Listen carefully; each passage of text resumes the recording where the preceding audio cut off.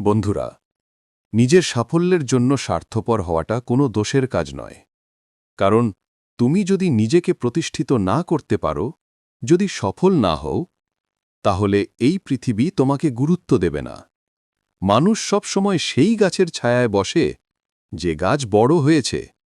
তুমি যদি নিজেকে গড়ে না তোলো, মানুষ তোমাকে অবহেলা করবে, তোমার স্বপ্নকে ছোট করবে, তোমাকে তিলে তিলে ধ্বংসের দিকে ঠেলে দেবে। মনে রেখো, নিজের স্বপ্নের জন্য লড়াই করা স্বার্থপরতা নয়, এটা নিজের সম্মান রক্ষার জন্য যুদ্ধ।